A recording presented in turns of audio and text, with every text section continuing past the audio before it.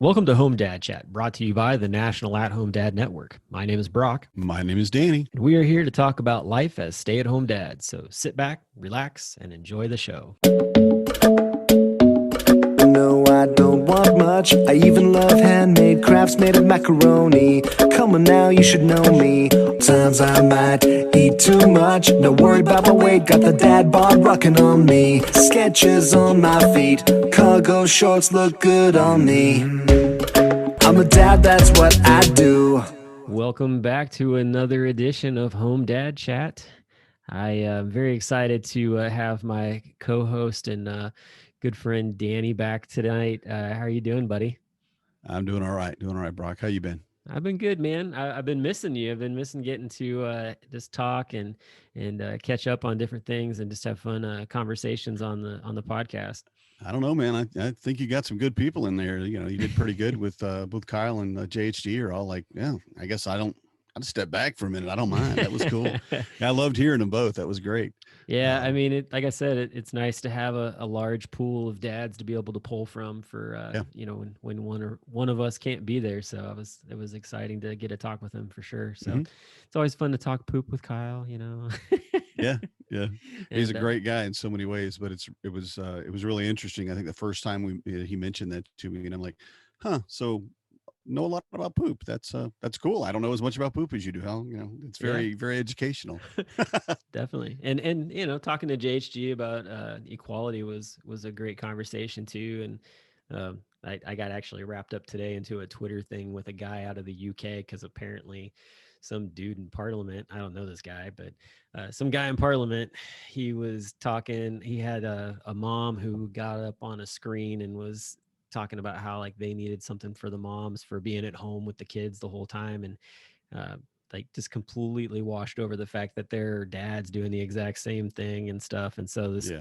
this guy on Twitter was like, "Yeah, sorry, I can't really comment on your thing right now. I've got to take care of my kids here at home." And I was like, "Oh yeah, we're jumping on this." And so Mm-hmm. from an org standpoint, I was on the national at home dad Twitter account going back and forth with this guy and hopefully setting up JHG maybe or one of the guys from the board on a podcast episode with him because that's what he does is podcasts out of UK.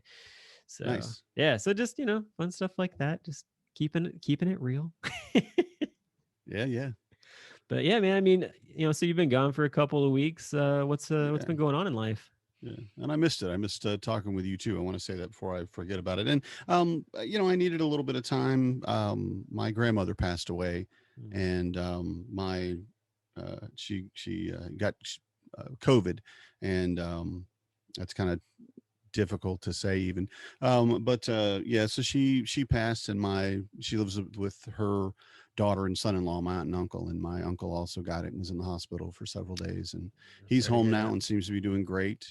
He's been through a lot, but yeah, it just kind of got overwhelming. I mean, just grief is what it is. Every person's experience of grief is different, but I think everybody can agree that if you've been through it, if you've lost someone a very close loved one, especially, and my grandbetty, that's what I call her. So my grandmother was just that 100%. And but when you go through that, it really just takes time to kind of take it all in and then move forward with whatever emotions are just overwhelming you. Definitely. So. I mean, it's a lot to process just in Hmm. general, but then you stack COVID on top of it and social distancing and things you can't normally do to Yeah. mourn and grieve over it. And yeah, I mean, that's a lot of heavy, pushing you down Yeah. and whatnot.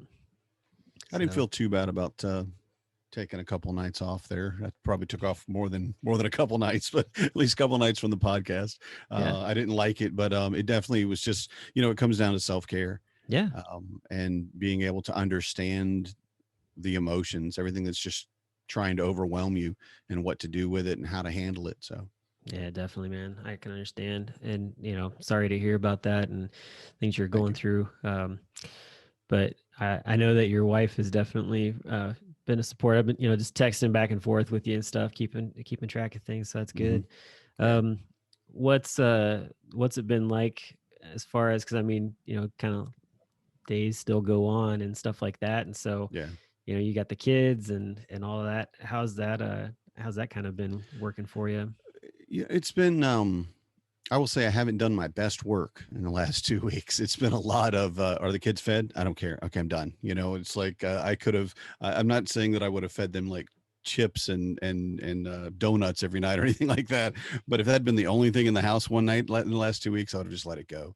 But I think the biggest thing that was really kind of interesting. I mean, how do you talk to your kids about things like this? How do you Right. tell your kids? Now, for me, um, I I feel like the best way for me and my kids is just be blunt with it, not brutally so, definitely tactful.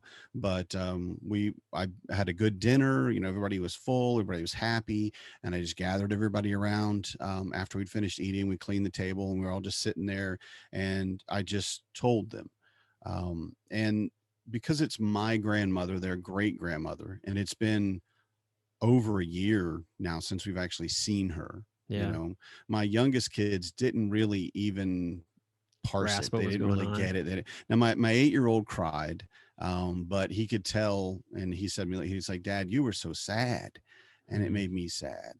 And yeah. and I thought about that because you want to give your kids your best face as much as you can. You don't want to show them, when you get angry or whatever. You want to show them a better way to do it. But and in having dealt with my mother passing away recently, a couple years ago, it seems very recent, but only 2.5 years ago now.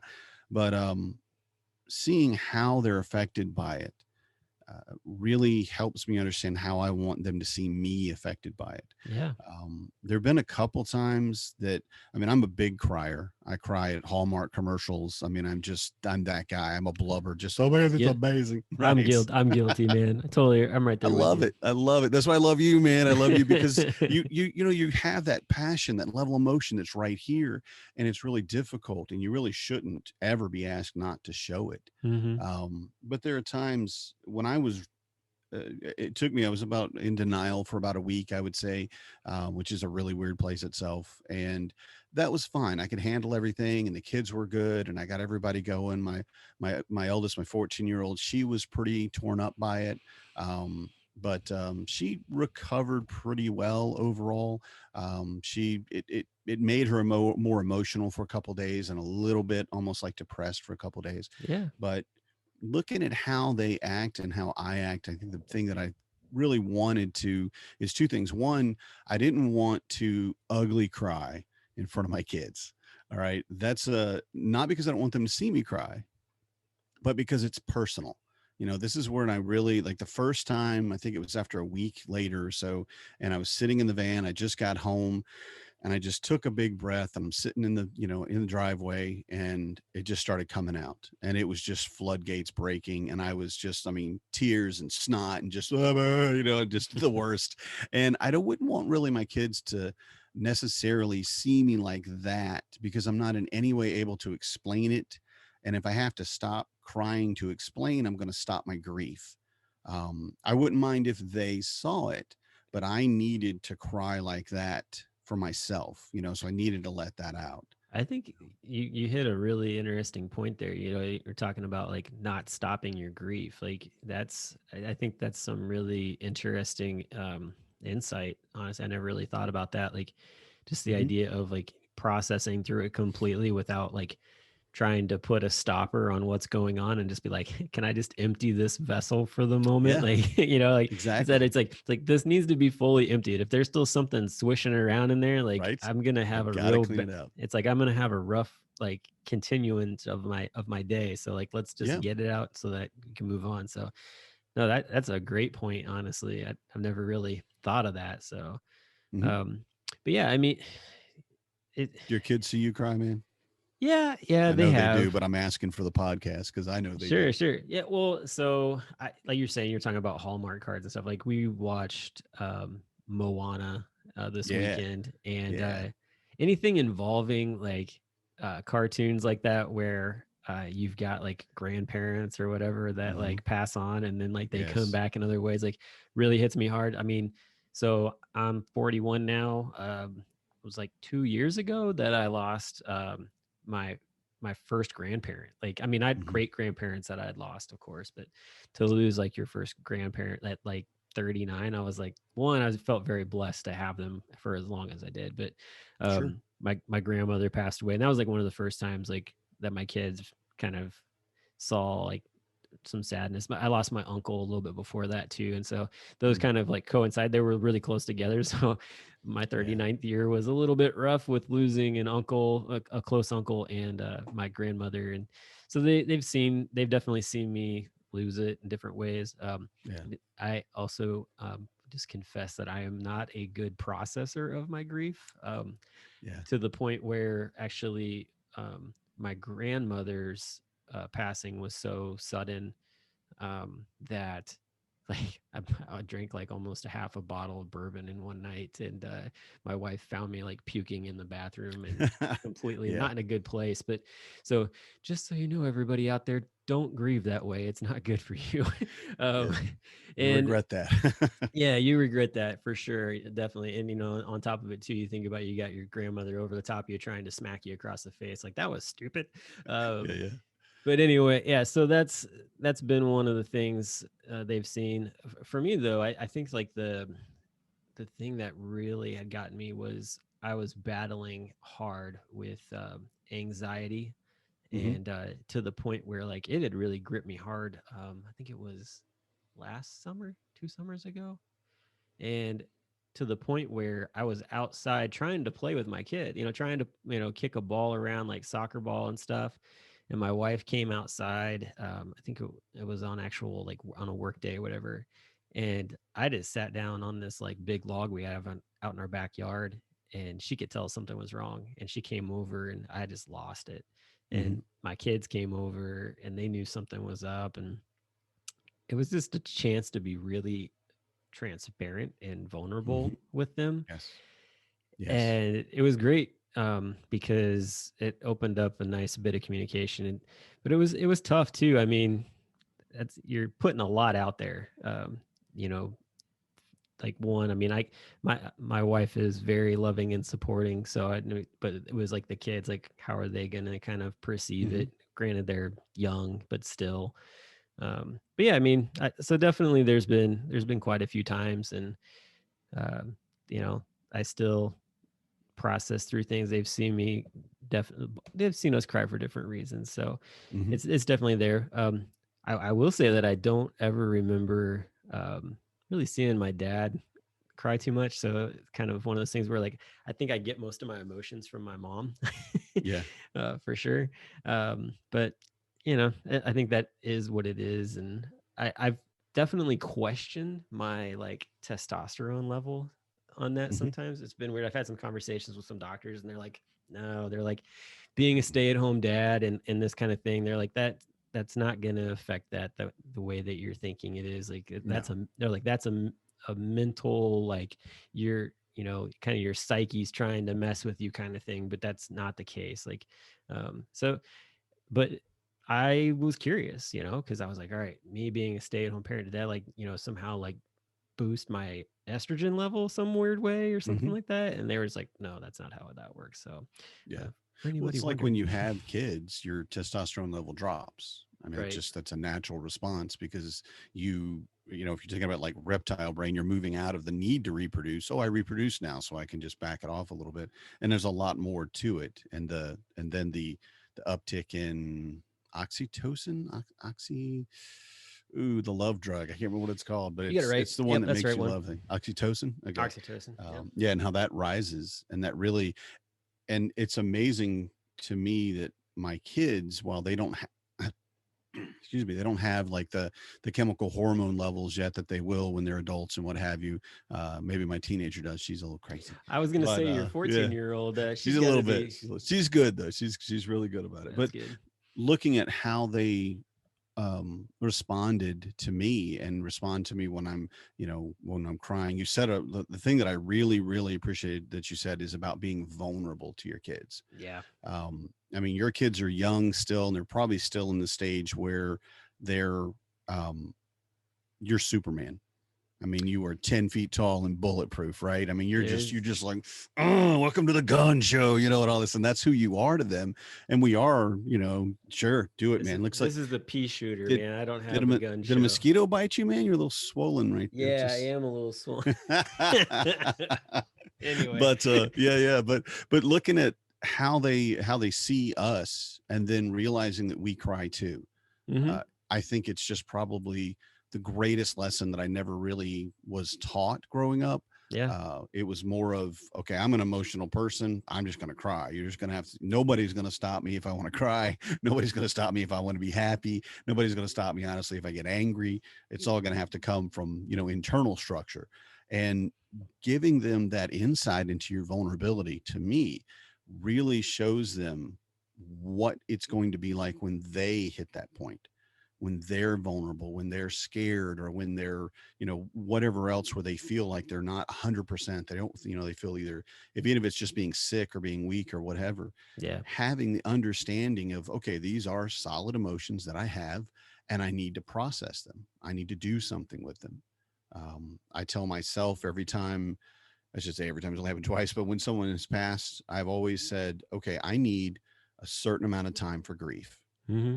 And I set that time, and I can change that time. So it's not like I'm set in it, but I give myself that time to cry. I give myself that time to be in denial.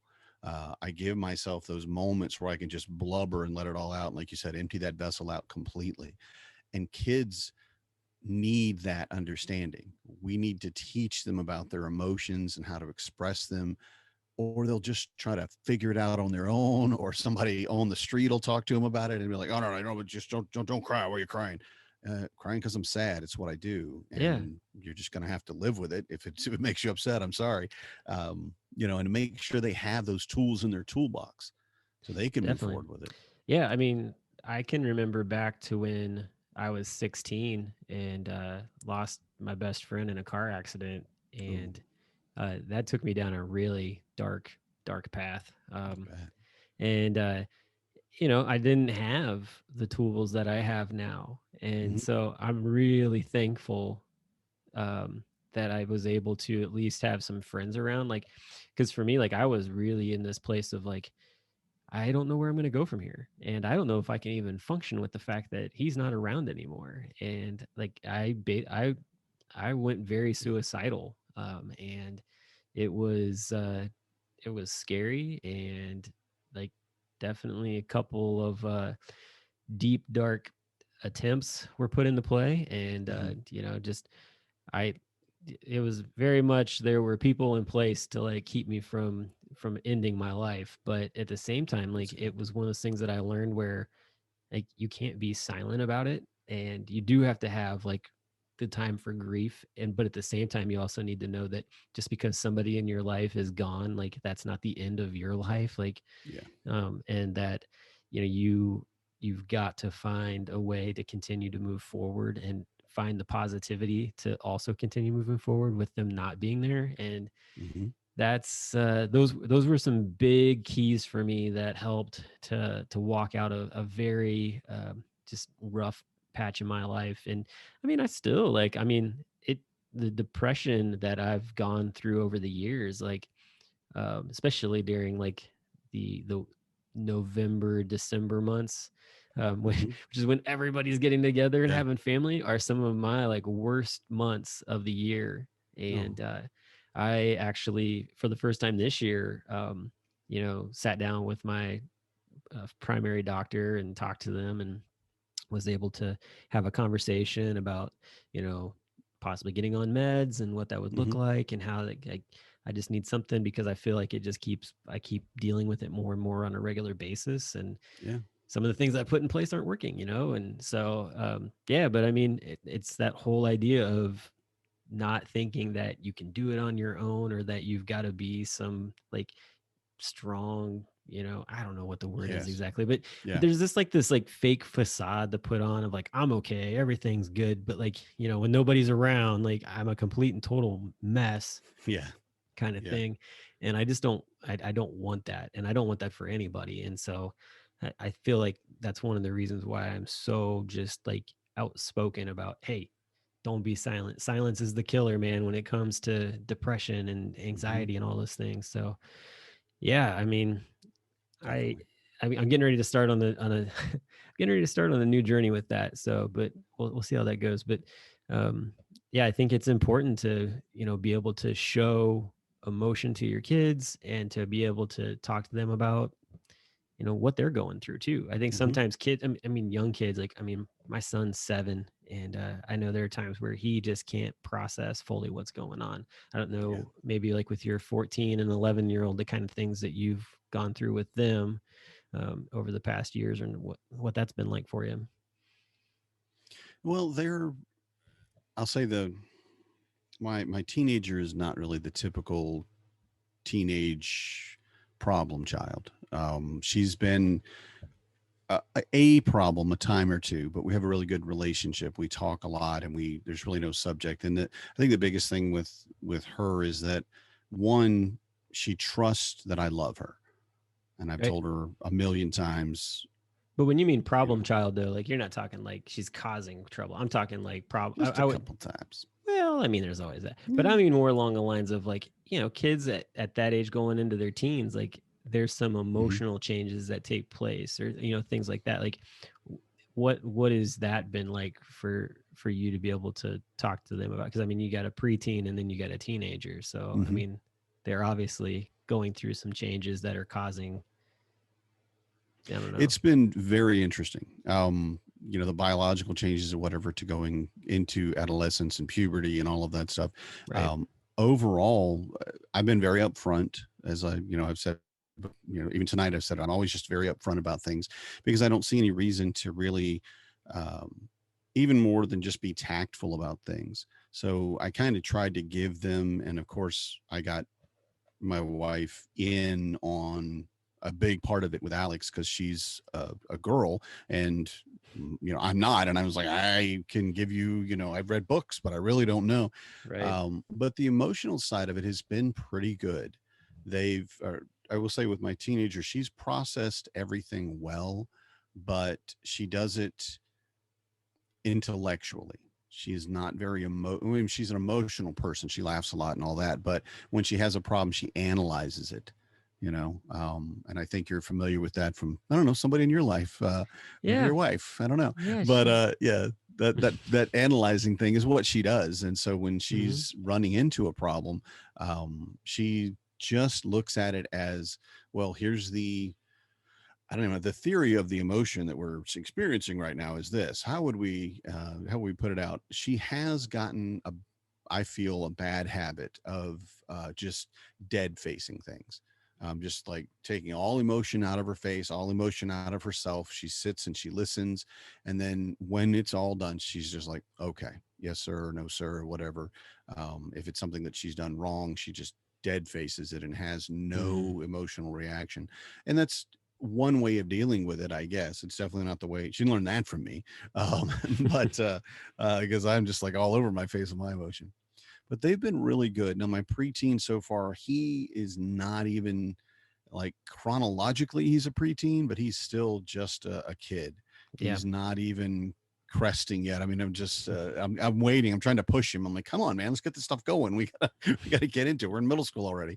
But he's been really good, although he is again, every kid's different, but he is an incredible well of emotions. He he has just, I mean, he'll cry, but he cries quietly most of the time. He'll go back into his room. He's introverted about it, and he'll cry. When he's angry, he gets angry for, just, it takes an hour for him to get there, and then he explodes, and then he goes in his room and cries about having gotten angry.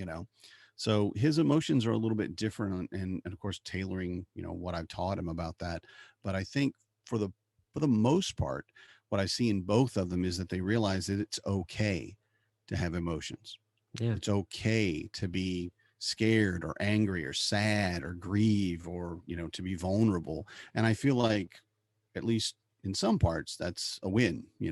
Good job on that one. So, Well, and so like you're kind of taking a lot of those experiences, it seems like, and you've brought them into the dad world as far as like being able to talk to other dads. I mean, you've mhm. got, because I mean there's the private group of dads that I'm not going to go through what that group name is just because like it's a private group, but Secret spy group. You're not allowed. but still though, like But yeah, yeah, there's yeah. something to be said about the fact that you're taking your experiences and using it to open up a door for other dads to feel comfortable to come into and have conversations. I mean, what's that Monday morning meeting been like as far as like, you know, that's a super vulnerable time for a lot of dads. And Hmm. I know some of those guys in that group and in others I don't, but I know a lot of them seem to want to share what's going on in their lives. Um, Hmm. but Well, say first, as far as just to kind of clarify for anybody that doesn't actually know about it, I think it's okay, and you can edit this out later if you don't like it. But it's basically dads dealing with mental health, and it's a secret group or a closed group, so you can't find it by looking for it or anything like that. You have to be invited in. And yeah, the reason for that, and it revolves around the call as well, is it gives you a place where you can talk about stuff that no one else is going to see. I've been working very hard over the last 2 or 3 years to be able to tell my story of the abuse that I went through and how I dealt with it, my PTSD, and all the things that I've had, and having that ability to talk about it is huge. So I want to say first, that's not my group at all. That's been there for much longer than me, and some much better dads than I put it yeah. I didn't together. want to insinuate that it was Just your well, I just group or want to anything. clarify Yeah, no, because you're fine. You're now fine. I do host a weekly call through that group, and again, that group is kind of what happens there stays there. So I won't go into any specifics. I want to make sure I say that just so everybody in that call is like, whoa, whoa, whoa, Danny's a big mouth, and I am. But I'm definitely not going to talk about anything about what we talk about. But Right. just as an example, I think you said it just a moment ago, but if you're talking to someone that makes you feel that it's okay to talk about something, then you'll be open to talking about it. It's a very simple doy, of course. But when you're looking at things with mental health, especially with our emotional health, with the isolation and depression that I think really 90% of at-home dads and probably at-home moms, I haven't spoken to you, but I'm assuming run into that time of, wow, I don't have any friends anymore. I don't have anybody to talk to.